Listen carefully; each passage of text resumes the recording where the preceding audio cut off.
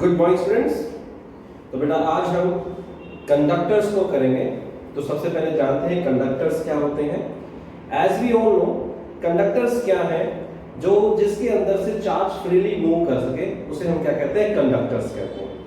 Okay, conductors में free electrons होते हैं, वो फ्री चार्जेस होते हैं, और जो एटम्स या आयंस जो बच गए हैं, एटम जैसे आपके पास होता है सोडियम का, मान लीजिए आपके पास एटम है, उसकी आउटरमोस्ट शेल से इलेक्ट्रॉन निकल गया, तो जो बच गया वो आयन बच गया, वो आपके बाउंड चार्जेस होते हैं। ओके, तो आज हम प्रॉपर्टीज पढ़ेंगे कंडक्टर्स की और behaviour of conductor in the electrostatic field. तो फर्स्ट हमारे पास आता है बिहेवियर कंडक्टर इलेक्ट्रोस्टैटिक फील्ड में।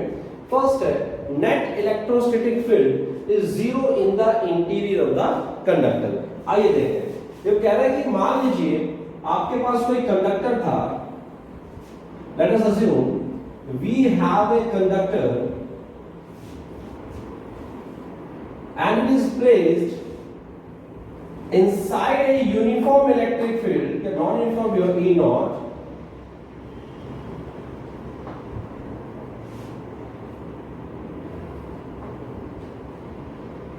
it is now placed inside a uniform electric field E naught,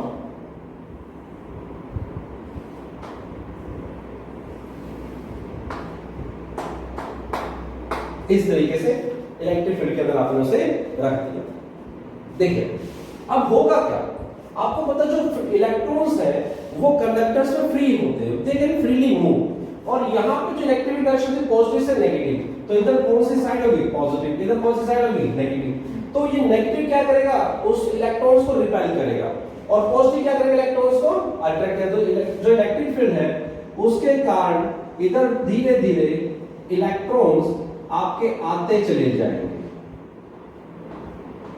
in the same sense अब इलेक्ट्रॉन्स इधर आ रहे हैं, तो जो कि बाउंड चार्जेस हैं उनकी कंसंट्रेशन कैसे, बाउंड चार्जेस पॉजिटिव, तो पॉजिटिव चार्जेस की कंसंट्रेशन इस एंड पे बढ़ती चली जाएगी। मैंने पहले भी आप लोगों को बताया था कि सिर्फ कंसंट्रेशन बढ़ती चेंज होती है, ऐसा नहीं होता कि सारे इलेक्ट्रॉन्स यहां इकट्ठे हुए, सारे पॉजिटिव चार्ज यहां इकट्ठे हुए।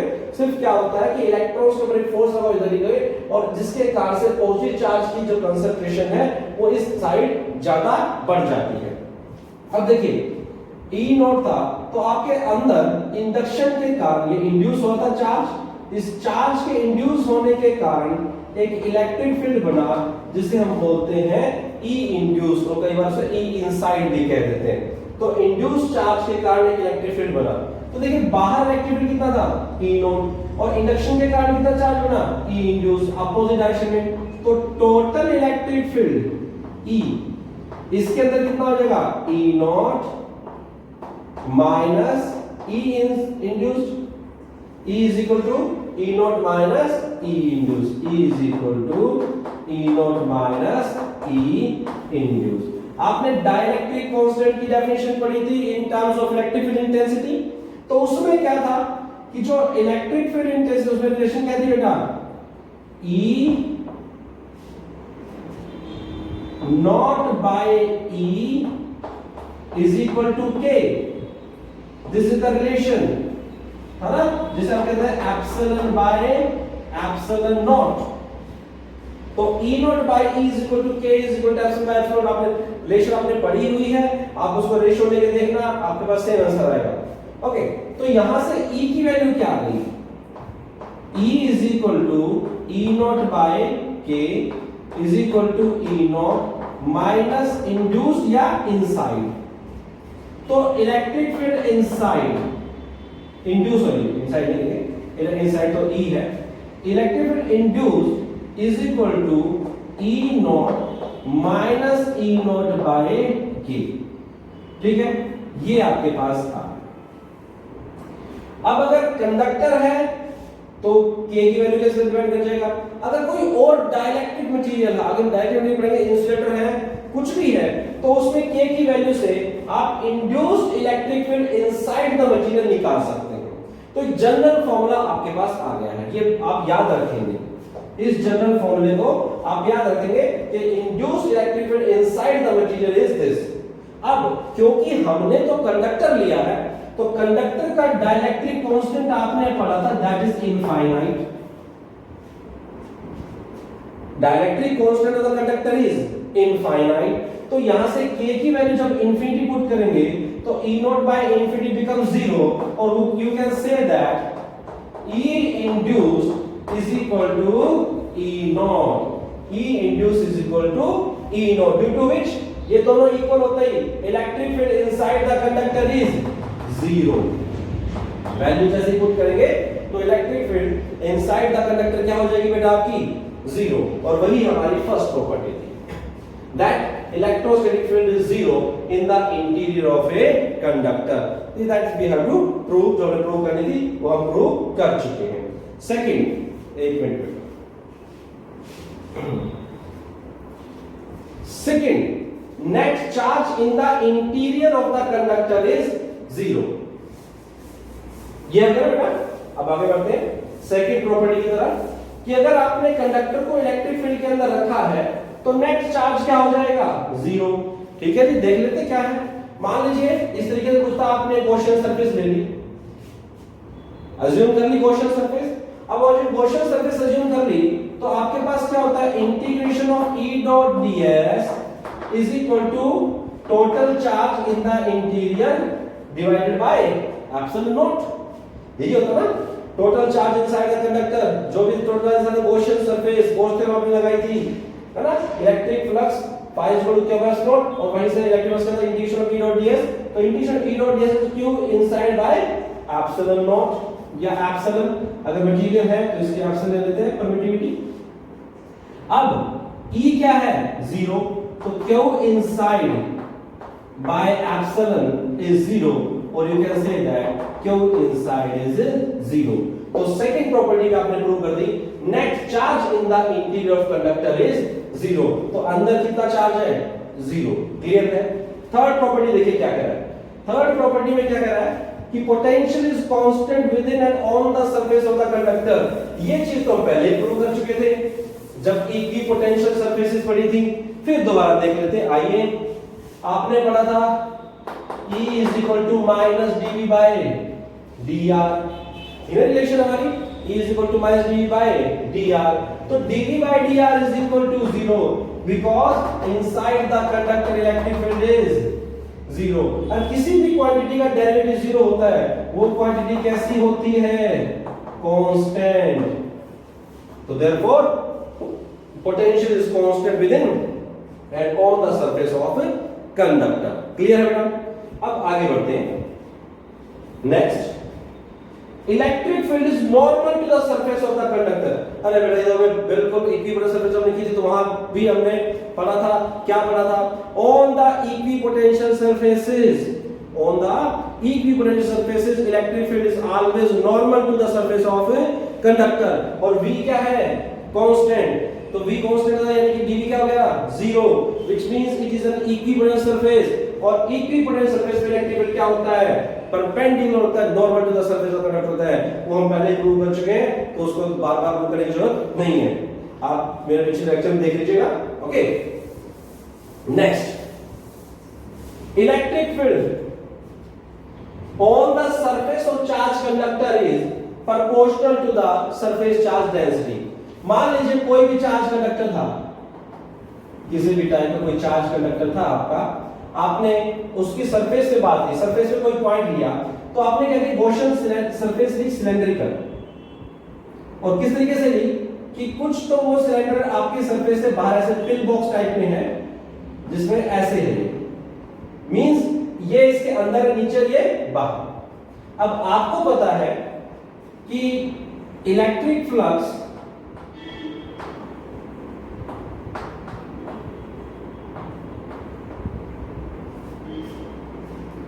Integration of E dot ds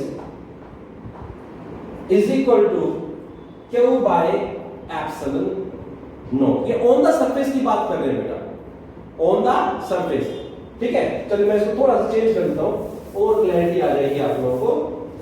ये ऐसा आपने कोई कंडक्टर लिया, ठीक है, इनसाइड द चार्ज 0 होता है, हम सरफेस पे पॉइंट ले रहे थे, तो आपने कुछ ऐसा ले लिया, यहां सरफेस की बात कर रहे हैं, ठीक है। अब अगर इनसाइड, तो आपके पास क्या हो जाएगा, बाहर की तरफ इलेक्ट्रिक फ्लक्स फोर्स थ्योरम हम लगाएंगे, जस्ट टच करते E dot ds equal bye epsilon not. E और ds के बीच में एंगल क्या होगा, 0, तो E integration of ds is equal to q by epsilon not.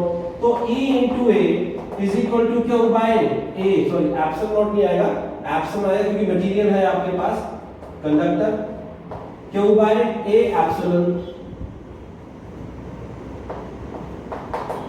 q by a epsilon. q by a क्या होता है, सरफेस चार्ज डेंसिटी, तो E is equal to sigma by epsilon. तो सिग्मा एप्सिलॉन तो constant है particular के लिए, तो E is directly proportional to surface charge density. The electric field surface of a charged conductor is proportional to the surface charge density. This is what we have to prove, और जो हमने prove कर लिया है, ठीक है। तो ये था बेटा आपके पास कंडक्टर के बारे में, बिहेवियर ऑफ कंडक्टर के बारे में। अब कुछ थोड़ा सा अर्थिंग ऑफ कंडक्टर देख लेते हैं। अर्थिंग ऑफ कंडक्टर देख लेते हैं, तो उसे कुछ मेन पॉइंट्स है, प्रॉपर्टीज है, उसे हम और देख लेते हैं। अर्थिंग ऑफ कंडक्टर,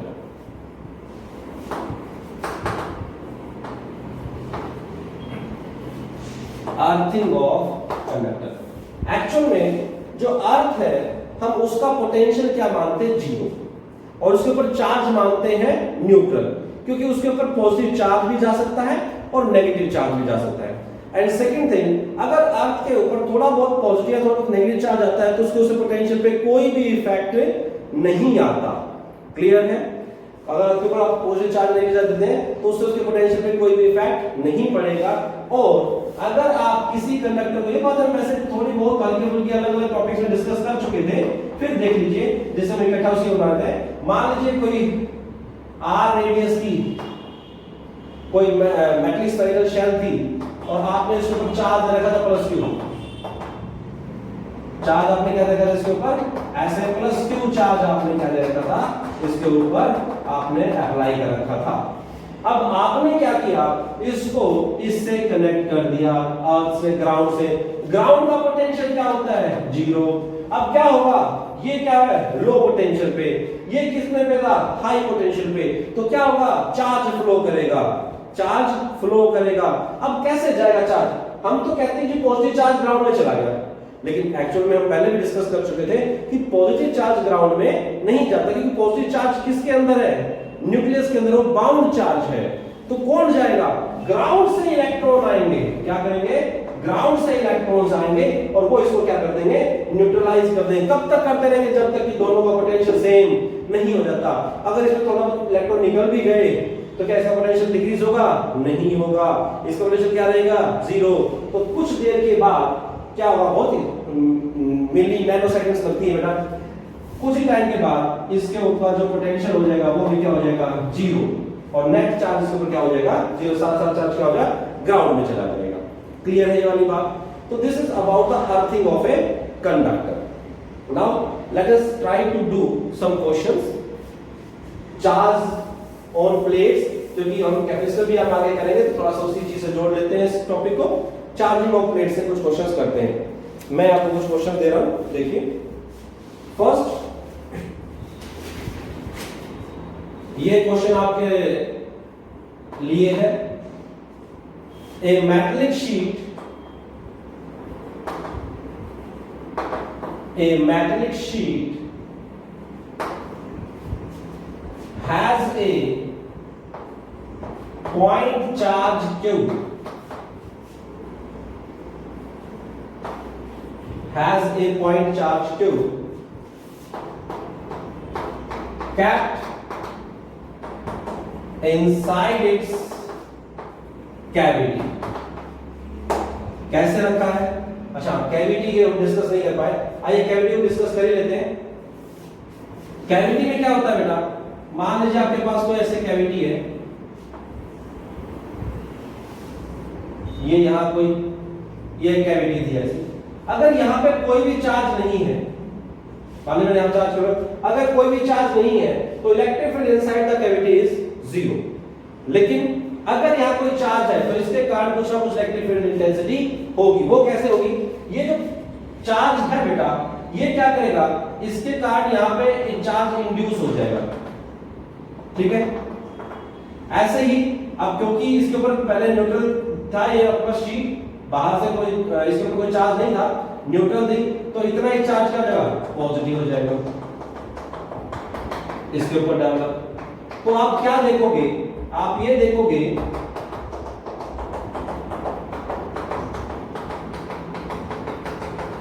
कि जितना चार्ज यहां है उतना यहां होगा, और यहां कितना होगा, जितना यहां है उसका नेगेटिव सेम मैग्नीट्यूड में यहां हो जाएगा।